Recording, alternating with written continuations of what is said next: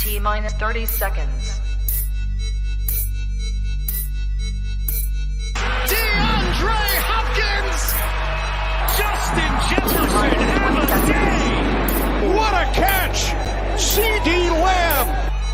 Only this guy, I think. I mean, maybe I'm trying to think of somebody else. And he hurdles his way into the end zone. Touchdown. Iowa snared for the interception by Kenny Moore! 2, 1, 0.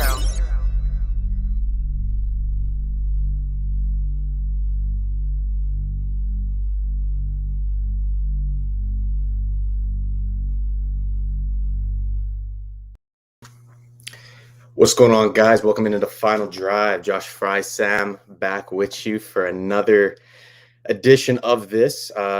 Apologize about the bye week last week, guys. If you guys were looking forward to tuning in, we're back now though. It's just going to be me and my buddy Bryce here today. Bryce, friend of the show, back on for the second time this season. It's just going to be him and I today. We were expecting a guest, Austin Gale of Pro Football Focus. Was really looking forward to having him on, but unfortunately, it sounds like a stomach flu got to him, so he is out for tonight. But nevertheless, we got me and Bryce about to chop it up. That was a heck of a game. Once again, the NFL never misses, man. The NFL just knows what they're doing all the time. Always good with the primetime games. But I don't want to talk just by myself, so let me bring in my boy, Mr. Bryce Hunt, Winnipeg, Manitoba. What's going on, sir? What's going on? How's it going, Josh? Thanks for having me. Good to be back. Thanks for being on, man. I appreciate you being on. I'm ready to talk some ball again, man. Your Ravens were looking nice today. We'll get into them right away. Sunday Night Football, though, that was a pretty big game because we saw some emotion out of the Steelers and the Seahawks there. Like, this game started off really, really slow, and then it kind of looked like a dud at first, right? It was just hammer the under kind of game, and the over under I think actually ended up pushing at the end of it all. But yeah, this game looked like a dud, and then it kind of just really started picking up as the game went on, as the game progressed. And like, we saw the emotion coming out of the Steelers and the Seahawks and stuff like that as the game. You really think about it. I kind of sat back and I was thinking about it. Like, obviously these guys are competitors and whatnot, but I was like, you know what? Both these teams are like 2-3 right now. Both their divisions are like popping right now in terms of Ravens 5-1. As much as we're going to get into them, but as much as I'm kind of haters of the Ravens right now, regardless, anyways. Ravens are 5-1. Bengals are 4-2. Steelers are sitting at the bottom of the division. Seahawks, in their own right, are 2-3 at the time. You have the Cardinals 6-0, Rams 5-1. San Fran is grinding right now. So with that being said, you have these two teams who really, I talked about it on the final drive before with a couple of other guests, where even with the extra game and the added playoff spot, it's like, if one of these teams, the team that drops to 2-4, like, you're in a tough spot, especially if you look at the Seahawks now, who are 2-4. They're without Russ, who is looking like he's healing fast, but he's probably out for like another month. Like, what are your thoughts on this game, man? The outcome of this and the ramifications of this game. What'd you see tonight out there, man? Yeah, well, first of all, I'll say that the 2 weeks that I've been on, both Sunday nighters have gone to overtime. So I meant to mention that. I don't know if I'm the bringer of rain or if we're just kind of getting a little bit unlucky. But Crazy. Yeah, like you mentioned, this looked like it was going to be, the Sunday night snoozer for a long time. Yeah. Seahawks obviously playing without Russ. They're chasing it. You don't think they're going to be able to chase either. The Rams probably are more realistic, but the Cardinals, I think, are about to take off in that division. So it was kind of looking doom and gloom for them. This was a big opportunity for Pittsburgh, who is still very much in that division, I think, with a lot of division games still that need to be played up north to decide a lot of things. We've seen some good play out of the Bengals, but this was a much needed win for the Steelers. Probably not one that they wanted to be as tight as it could have been, especially with Seattle getting the ball first, and in overtime it definitely looked a little bit interesting there, especially at the end. I don't think anyone really knew what was going on at the end of the fourth quarter there, but yeah, it's a big win, right? We've talked about it before. It's hard to win games in this league. Every team's taken seriously, whether you have your first string quarterback or your fourth string quarterback. These are these are professional teams, and it's tough to get a win. So I think the Steelers are going to kind of take this and move on to next week. Yeah, there's no doubt about that. And also before we actually go further, there's a couple other things that I wanted to mention as well. Like Darryl Taylor, he went down with that crazy injury, and like as soon as you saw Darryl Taylor go down, like players went down to a knee, and they went to the break, they came back from the break, and everybody was surrounding him, and then like the ambulance, all that, da da da da. Da.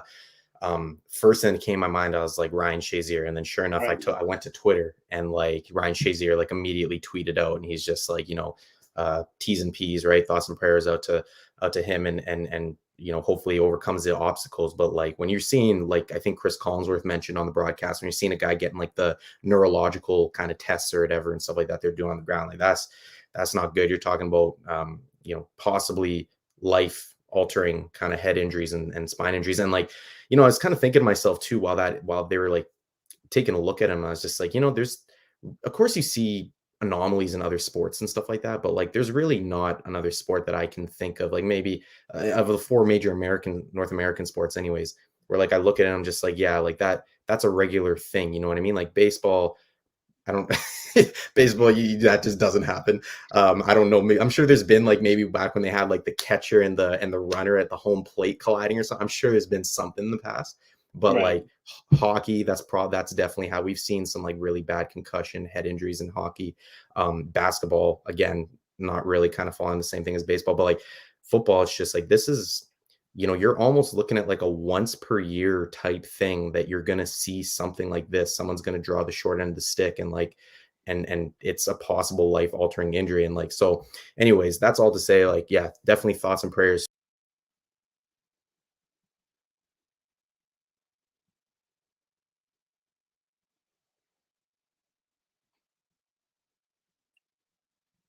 I don't know what just happened there.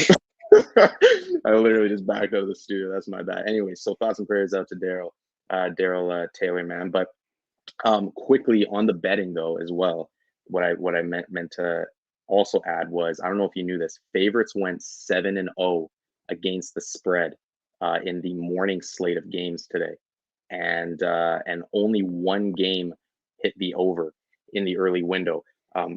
We'll go back to Sunday Night Football in just a second, but I wanted to get to the betting first. Actually, that was on me. How did you do in betting today? I actually had a day. I had a great day. It was week one last time I came on here. I was in shambles, so I never wanna do the gambling gods bad by kind of showboating on them. But big parlay hit. Cowboys really took a couple years off my life. They were my final leg, but had them and had the first half under in Sunday Night Football today, which was actually a nice little cherry on top. I hammered the Cardinals about as hard as you could. They were +3. I told you earlier in the week. I remember shooting you a text, just like, "Is this a trap game?" Pretty much is what it came down to, and sure enough, Yeah. it wasn't. Whether Cliff's on the sidelines or what's going on.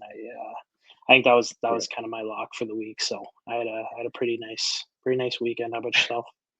Well, my lock of the week was Chargers against the Ravens. Can't be.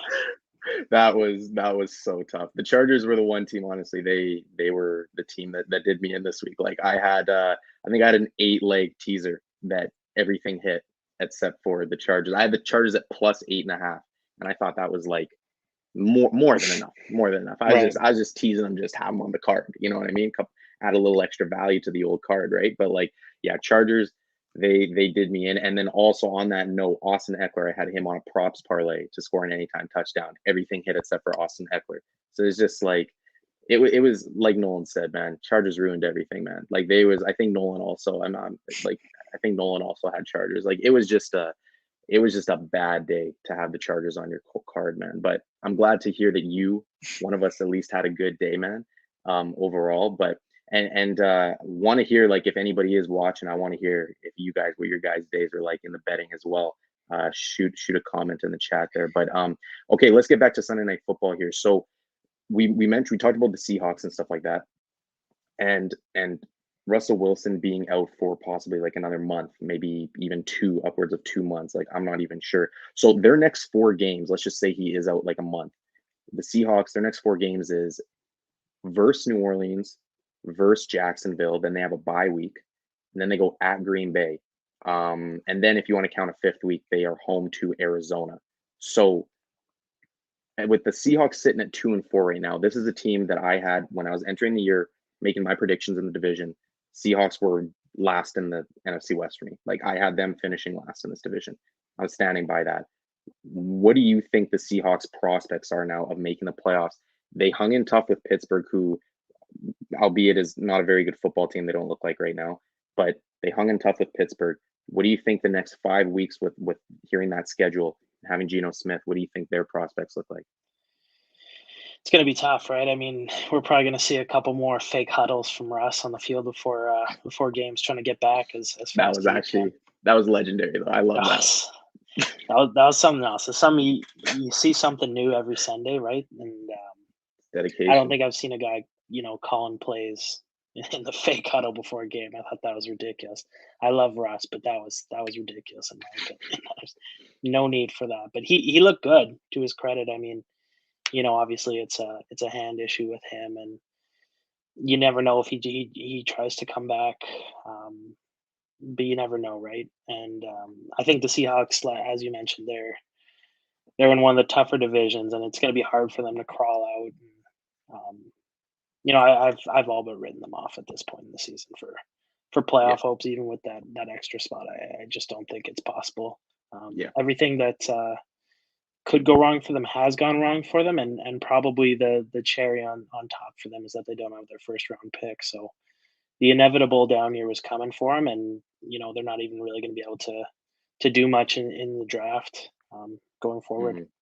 Yeah, and Twitter loves jumping on Jamal Adams. Speaking of that first round pick, Twitter absolutely loves dogging Jamal Adams. Like, it seems like that guy might be one of the most hated players in the league. It's hilarious. But a lot of people don't understand. Like, he's not like your middle of the field ball hawking safety. This guy is literally an addition to your pass rush. Like, he is might as well be an edge rusher. That's how he got paid, was like an edge rusher. And he Right. is there to step up in the run game, in the box, lay big hits.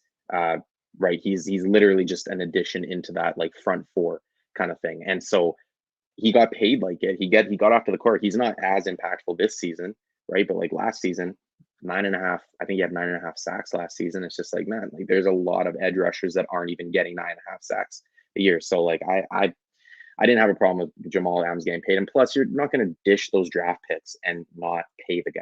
Like, you know what I mean? Like, I don't know. You're almost like doomed if you do, doomed if you don't kind of thing in that case. But where I stand, I'm in the same boat with you, Bryce. Like, I just don't really see the Seahawks climbing out of this hole. They're in a really deep hole now. Geno Smith has actually played pretty decent in the time that he's been the starter, but like it's just their defense is just so bad, and they just don't. Geno Smith isn't enough to just carry them. You know what I mean? Like you have the trucks and you have the trailers at the quarterback position. Shout out to Daniel Jeremiah for that term. But you have your trucks who are the Patrick Mahomes, the Russell Wilsons, the Aaron Rodgers of the world, right? Who are going to carry their team over the finish line. And then you have the trailers who are the rest of the league, where they need the pieces around them to succeed. And I'm just not quite sure the Seahawks have those pieces to help Geno Smith succeed, right? And that's why we love Russ so much, is what he's able to do. This guy's literally carries his team. Okay, let's get off of that. Let's go to your team now, something that you're a little bit more familiar with. Let's go to Ravens and Chargers. This was the game on the docket this week, man, where it was the two 4-1 teams atop the AFC. The Bills are playing tomorrow. Hopefully, they're hoping that they can stay atop the AFC, but these two teams are right behind them from a record standpoint, anyways. Now, I have my thoughts on the Ravens, but I'll let you go first, man. I know you are of the Ravens fandom. What did you see today? Because this was a statement game by the Baltimore Ravens facing the white-hot Los Angeles Chargers and their fresh new coach, Brandon Staley, with the offense just buzzing, absolutely humming. Ravens made a statement today. What did you see? I know you were dialed into this game. Yeah, this was one I was actually really excited for. It's supposed to be on paper. It looked like it was going to be the game of the week, and obviously it turned into one of the worst. But before I get into that, I got a question for you, because you talked about hammering the Chargers for yourself. Now, there's a source that you and I go to for some gambling picks. We respect his picks. His name's Wise. Shout out, He's Wise. the owl. He's one of the best in the business. Now, about 20 minutes before kickoff. I was actually I was off this game because I usually don't like to bet on the Ravens. I don't like to bet on games that they're in, unless it's like an over or something under. But about 20 minutes before kickoff, Wise comes out with a 7-unit, about as confident as he could be in the Banger. Ravens. Did you see that? And if you did, how did that make you feel knowing you were on the Chargers? Yeah, I mean, I saw it for sure. And yeah, when you see 7-unit, it's like especially a guy who is as like accurate as that as him, like who makes as much. He literally this is his living. When you see him come out with a confident pick like that, that surely sends a little bit of shockwaves through your blood. Not gonna lie, but at the same time, I was definitely confident, man. Like I seriously, the Chargers were. You said the Cardinals were your lock of the week, and that was probably my 1B pick of the week. But my 1A pick of the week was it was the Chargers. Like I did not see. I saw them winning this game outright. Never mind the points. Never mind just taking the points. Like I might have hammered money line, to be honest with you. I took the points as reinsurance. But yeah, to answer your question, no, that didn't phase me too much. It sent a little tingle through my body. Didn't phase Right. me too much though. Okay. Okay. I just wanted to know how you felt, but yeah, I could talk about the Ravens obviously all night, so you're gonna have to cut me off when I'm going too long here. But For sure. you and I have talked about the Ravens. We obviously have different opinions. I have the biased fan base opinions, and you have the looking at it from a real perspective. And I can even admit they haven't played their best football this year, right? You look Mhm. at needing the longest field goal in NFL history to beat the Detroit Lions, who still have yet to win a game. You look at an overtime loss to Las Vegas that's obviously could have went either way. We've seen Lamar fumble in some pretty big situations. A big win against the Chiefs, a big win against Denver, but they haven't dominated a game like we saw them do today. And going into the game, I looked at really two players that were coming off injuries and playing their first game for us today. Um, and one of those is Tyree Phillips on the offensive line, and the other one was Rashad Bateman making his NFL debut today. And they both really spaced the offense. You look at that offensive line; they've had a tough go of things early. When you have Lamar Jackson, it's tough to block when he's moving in every single direction. But that run game was solid today, right? I mean, you look at some guys earlier in the year when you lose Gus Edwards, right? You lose J.K. Dobbins, and it's kind of like what's the run game going to look like? Well, the Ravens got rushing touchdowns today from Freeman, Latavius Murray, and Lev Bell, right? So everyone was getting in on the act. Lamar's rushing for over 50 yards a game. I think they had 6 guys rushing for over 10 yards and 3 guys rushing for over 50. So Yeah. it was a huge game. The offense had 14 points before they saw a fourth down, and we just saw Justin Herbert never get into a good rhythm, right? And um, obviously Calais Campbell's going to shut down the run. He's been one of the best in the league at doing that for quite some time now. But the Ravens secondary was kind of getting picked apart with the other injuries we saw early on. And a big game from Anthony Averett. Deshaun Elliott had a pick and a sack. So um, I thought the defense played great. The running game just solidified that dub. But this was not 2 4-1 teams. I think the Chargers are definitely going to have to look at this, and this could be you were looking at this before, and you were saying this could be a potential playoff matchup, right? And Mhm. to see that the Chargers might have some things to clean up here, and this is probably the least comfortable I personally have seen Justin Herbert play. They never had a rhythm offensively, and I think that this could be a wake up call for them. I look at the Ravens and the Chargers as both having really tough schedules, and they both have a lot of division games left. So I don't think anything's settled in either No. regard. I think they're both legit playoff contenders, and today was just the Ravens' day. I think they had everything working. Yeah, and you meant and I agree with you at this point. I mean, I definitely was off the Ravens very early in this season, especially with the whole when they needed Justin Tucker to go and kick that massive field goal to beat the Detroit Lions. I was just, you know what, Lamar and yeah, like you mentioned, Lamar fumbling in key situations. That's been a problem with him since he's stepped into the league. Something that he definitely needs to mature and fix and whatnot. But again, like you and I have talked about, that's something that comes with time. He's going to fix that over time. He handles the ball so much as a runner and a passer, obviously being the quarterback. But you're almost expecting that from time to time. He's going to probably have a couple more turnovers than the average quarterback because of how much he runs the ball.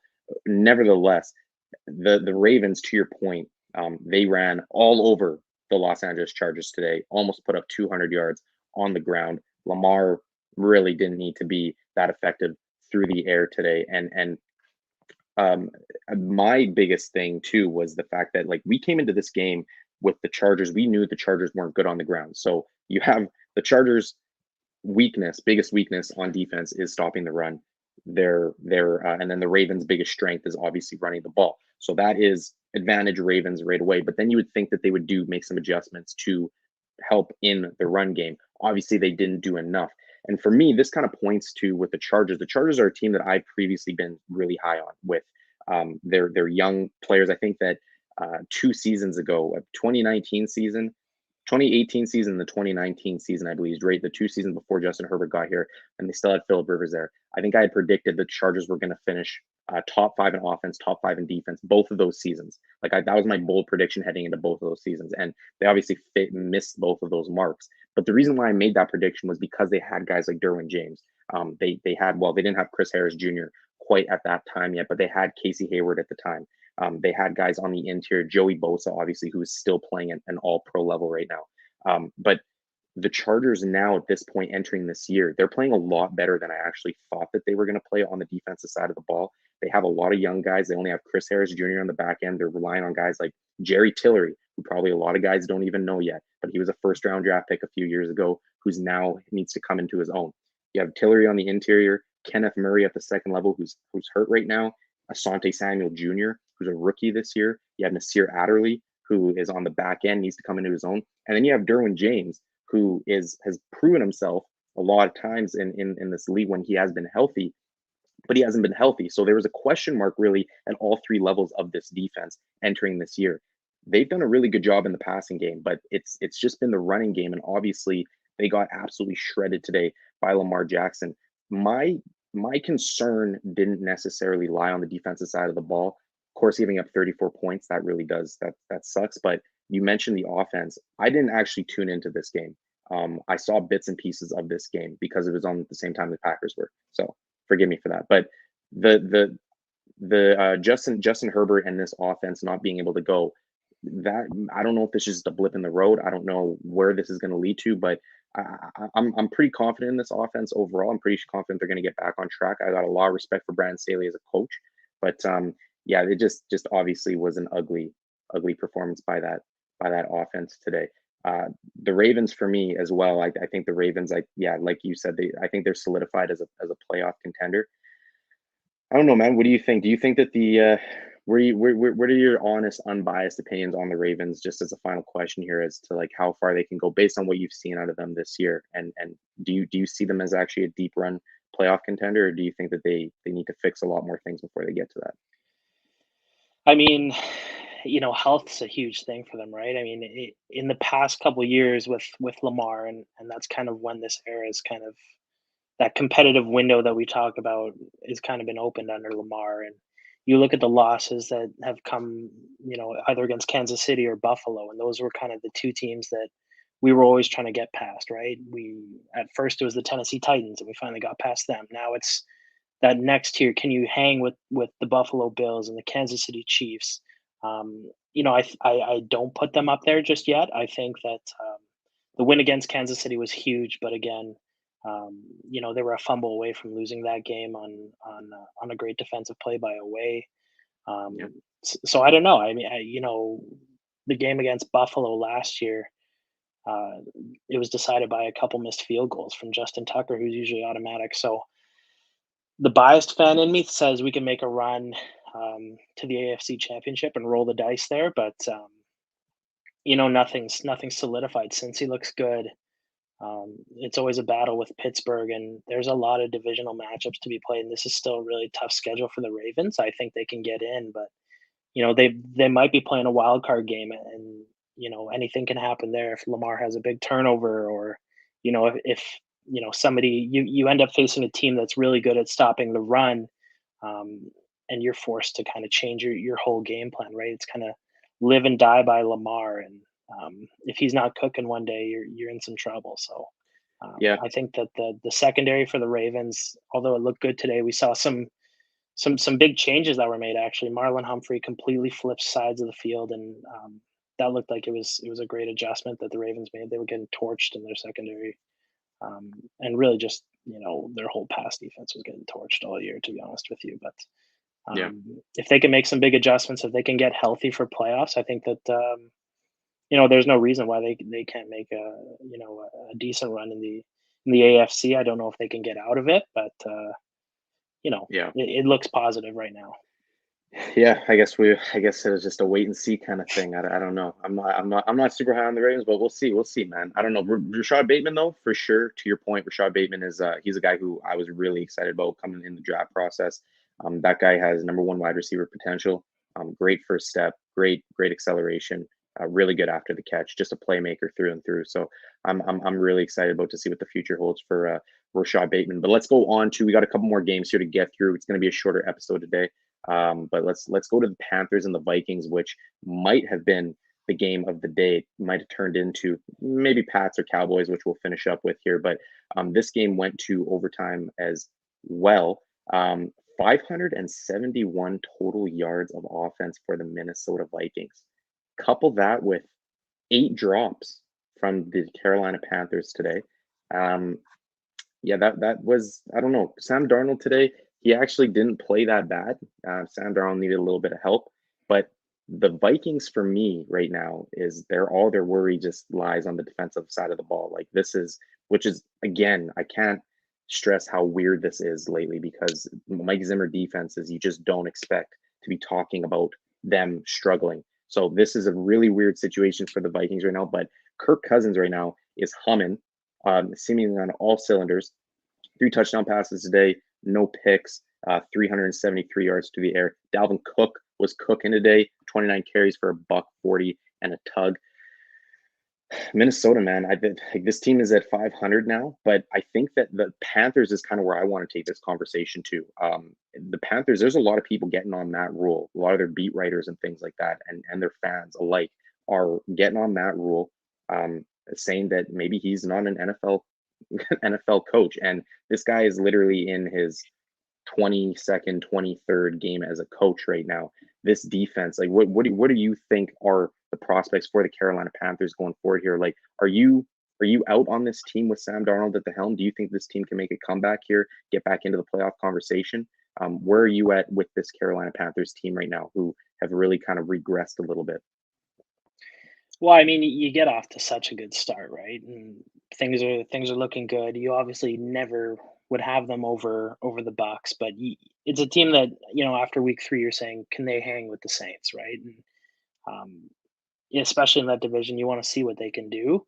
I think they were a couple drop passes away from really winning this game, and I know we're talking about Carolina right now, but Minnesota really almost found a way to lose this game, giving up the 11 points in under 5 minutes, which was something else. But I don't know with Carolina, because they're not a team that you looked at probably going into the year and said, this team could actually make a run this year. You said, best case scenario, this team's playing a wild card game, right? So I think that there's still time for them. I like 7-8 wins is still definitely in their realm of possibility, but I don't think they're going to set the world on fire. I don't think they can win their division until Tom Brady is out of Tampa Bay. I think that New Orleans is probably a step ahead of them at this point, but my expectations for them they just weren't as high as probably other people were after week 3, and I kind of categorize them with I look at them similar to the Denver Broncos. You get off to a great start,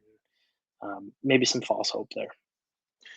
And that's fair. That's totally fair. Like the Panthers for me were a team I thought that, yeah, kind of like you were saying, I'm thinking that entering the season, maybe they're a wild card team. They're able to sneak in really, especially with Sam Darnold. I thought Sam Darnold which I think that he has for the most part. Like, I think he's gained more. He's gained more respect this year, right? I think everybody can agree on that, because in New York, a lot of people were saying this guy's just a bust, waste of a 3rd overall draft pick. And like, listen, I'm not sitting here going to say that he's lived up to the 3rd overall draft pick hype or anything like that, but he's shown what he can do in a competent system. You know what I mean? Like, he's not under Adam Gase anymore in New York, which I could go on for hours about Adam Gase and why he's awful, but he's in a competent system now under, in my mind, a competent coach, a competent coaching staff, with weapons around him, right? He doesn't have Jamison Crowder as his top receiver anymore. He has DJ Moore, Brandon Zylstra as a depth option, right? He has different Robbie Anderson. He has Christian McCaffrey when healthy out of the backfield, right? He has playmakers around him to throw the ball, get the ball to now. And so Sam Darnold now, for me, he's really taken a step forward this year. But what are your thoughts even on Matt Rule as the coach right now, like, or maybe even hiring coaches out of college? Because for me, I think Matt Rule has done a phenomenal job in terms of drafting so far. And those are things that you hope for when you bring in a college coach. These are guys who are coming from the college system, who have been scouting and working with these players, and now they come into the NFL. They're pretty familiar with these players now, right? That they're drafting, they're bringing in. Matt Rule, I think, has gone 2 for 2 on his drafts as a head coach, and it's just a matter of, a lot of people are getting on him, but I'm just kind of like, this is a team in a rebuild right now. Like, again, he's coaching in his 22nd, 23rd NFL game, and he's got a bunch of like 21, 22-year-olds running around on his team right now. Like, where are you at with Matt Rule as a coach? Are you out on him? Do you think this is a matter of he's done after this season? Do you think he buys himself another season? What do you think of the length of the leashes here for Matt Rule? Yeah, I think unless things go, really, really poorly for this team going forward, I think he's got himself another season. It's tough to emulate the college system into transitioning into the NFL. We've seen some struggles with some other guys, but it's kind of that mentality of the coaching turnover rate. If you're not bringing in a guy who's changing the culture and completely doing a 180 with some of these franchises, the fan base is super, super quick to turn on them. But you look at this Minnesota game, and they were, you could say that they're a coin flip away from being 4-2 right now. So I don't think he should be fired at all. I would put those rumors to bed if I was a fan of the Carolina Panthers. I wouldn't put it on him. You can't play the game for these guys, and you got to work with what you got. And I think he's done a pretty solid job of doing that. Yeah, we'll see what comes of it. But Matt Rule, for me, I think that he should at least get bought another year before we even begin having these conversations. This team is so young. This team is so, I think, just primed to be a very, very good team, very talented team, a lot of potential here. Okay, let's wrap this thing up. Let's go with one more game here. Real quick, we'll get to Cowboys versus the Pats here. Quick little anecdote, little tidbit. Pats have lost all 4 games at home this season, which is very surprising. That is that's a kick in the butt for a franchise that's won a lot of games at home over the past 2 decades with TB12 there. This was, highlighted by Trayvon Diggs, another pick 6, man. Like, this dude he is on a different level. Like, I legitimately have not seen a run like this ever in my life, like on the defensive side of the ball. Like, we've seen some great seasons, like even I was alive for Michael Strahan, him breaking the sack record, JJ Watt having an incredible run, having an incredible defensive ball, one of his 3 defensive player of the year awards. Like, there have been some incredible single seasons and efforts by players. Trayvon Diggs is a second-year player, second round pick, who was really looked at as a possible bust last year at one point. And he is probably leading the conversation for the defensive player of the year right now. And this guy has, I think, 6 interceptions or 7 interceptions in like 6 games, whatever it is right now. Like, he is, I am actually speechless when I watch him and he takes the ball. I was talking with one of my buddies today, and he said, well, like, we were talking about the comparisons to Deion Sanders. And I said, well, he's nowhere near the cover corner that Deion Sanders is. Okay, you're not going to stick Trayvon Diggs in man-on-man coverage. But Trayvon Diggs, we've talked about it on this program before, with just the cover 3 shell that he's playing in right now, his ability to just keep his eyes locked in on the quarterback and trust his instincts, go make a play on the ball. Again, can't say it enough. He's a wide receiver playing the cornerback positions. He was transitioned over from a wide receiver into a cornerback at Alabama. So, like, what are your thoughts on the Cowboys right now, man? Like, this is insane. I think that this game is a little closer than a lot of people thought it was going to be. This defense is starting to gel for the New England Patriots. What are your thoughts just on the Cowboys as a whole, and maybe even just Trayvon Diggs, where he's at right now? Yeah, it's been special, right? And I think that a lot of people early on in the streak were kind of saying, well, these are, these are tip balls, but there comes a point where there's no excuses, right? He's in the right place at the right time. He's making the right reads. And Great players, man. when the ball's finding you like that, you're doing a lot of things right. And Oh, yeah. he's been not only in like he'd be a runaway for defensive player of the year, but I think he'd be an actual MVP candidate right now. Oh, And I don't know. I don't even think that's that hot. I think he's a top 10 MVP candidate right now, just the way that he's played and the way he's carried that defense. This Cowboys game was near and dear to my heart because it was, like I mentioned at the top of the show, it was the last of my 3 p.m. Away team parlay that I needed, and you see 2 red zone turnovers for the Cowboys in the first half there with Dak fumbling and throwing the interception, and their third trip to the red zone they only get a field goal out of it, and they really allowed New England to be in this game. Not only with the turnovers, but with the penalties as well. It was just, holding after holding after holding, and it was just nuts. Like these guys are just, it was one of those games for the Cowboys that it kind of very much like the Steelers. It's going to be one of those games you kind of just you take a couple pieces of film with you to the next week and you flush it and you move on to the next week. I think that's the Cowboys are more than happy to get out of there with a win, and just kind of switching up routes a little bit here. I don't want to get too off track, but we saw a lot of overtime games, and I want to get your opinion on this because I absolutely hate the NFL's overtime rules. I think I prefer the college style of overtime, but we saw the Cowboys and the Patriots going overtime. Obviously, it wasn't a first possession score there, but we saw the Vikings win, scoring that touchdown basically off a coin flip. And I had money on the Vikings. I hate that rule. I just want your opinion on the overtime rules and if you like them or not. Yeah, I mean, I wouldn't be against switching to the college rules in terms of giving both teams a chance to, yeah, because I mean, the game ends if you score a touchdown, obviously, right? Like, it's really tough. Like I know a lot of different overtime ideas have been floated out there. I think Chris Collinsworth on a Sunday Night Football, he gave some one where it was like, I don't even know if it was like an onside kick or something like that rule or something. He gave some weird onside kick rule or something like that would maybe be a part of overtime, or both teams start from the 40-yard line or something like that. You give them both a chance. It's almost like the college rules kind of deal. Right. I wouldn't necessarily be against if the NFL came out and said for a preseason, we're going to test this out and see if we can. I mean, it's tough to test out. You don't know if you're going to ever get an overtime, but I wouldn't be against the NFL coming out and saying one season even, we're going to test out these rules because, yeah, like it's tough to watch a team lose off the first drive of the game. But at the same time, the other coin for the other side of the coin is, well, you had 60 minutes to win the game. And so if you could have ended it in the first 60 minutes of the game, right? And you also have a chance. You still got to stop the team, right? So I mean, you have a chance to stop the team. It's not like they just got a cakewalk to the end zone. So I'm honestly not as flustered about the overtime rules, but at the same time, would be more than welcome to seeing a change to see how it would affect the NFL going forward. I'm definitely very liberal, if you want to call it, or progressive in that respect with these overtime rules, just to test it out.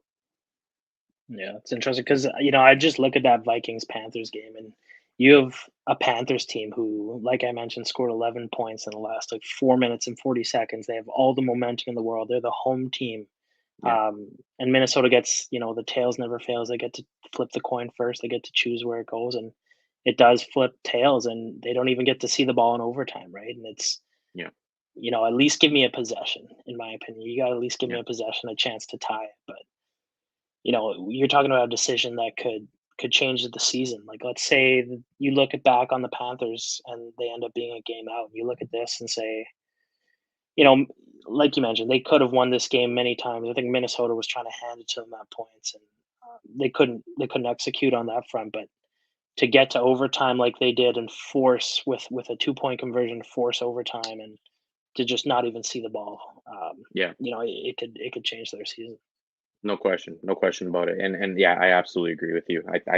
I would be surprised if the NFL is not still. I can't remember all the details from all the off-season meetings that happen every single year. I can't remember if that has been tabled or not. I feel like it has been tabled at one point or another. Maybe I'm just thinking about the current rules in overtime, but I'd be surprised if that wasn't something in the near future that they're at least tabled and to vote on to see if they want to test it out. But hey, man, that's week 6 in the NFL, baby. We are shoot, that was a great episode, man. Oh, Bryce, before I get you to go, actually, because you are the lone guest here, I am going to get your prediction for actually a bold prediction for your Baltimore Ravens this season, Oof. and then I also want a Super Bowl matchup prediction from you, if you would. Okay, I could do that for you. All So a bold prediction for the Ravens. I'm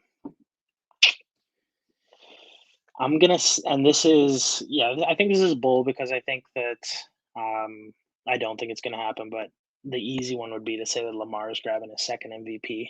I just think the way he's playing on both sides is pretty special right now, and this is more of maybe a wish than an actual prediction. It could just be the easy way out, but give me Cardinals Bills for the Super Bowl. I want to see some action. We've seen some pretty soft Super Bowl games that have kind of lean more defense. I want to see a gun show. I want to see like the primetime matchups we've seen often this year. A lot of gun shows. So give me that in the Super Bowl. That's how I want to spend my Super Bowl Sunday.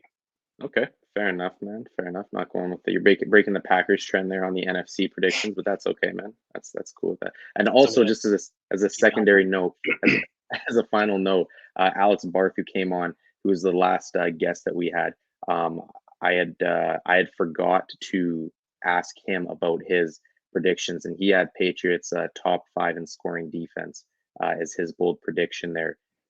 So I think that's something worth noting. But hey, man, I appreciate that. I'm gonna write that down. We'll keep it in the old vault. Hopefully, I can have you back on later in the season, man. But I appreciate your time. I appreciate everybody coming in for the final drive, week 6 edition, man. We'll see you guys next week. Bryce, thank you as always, sir. Not a problem, man. Thanks for having me.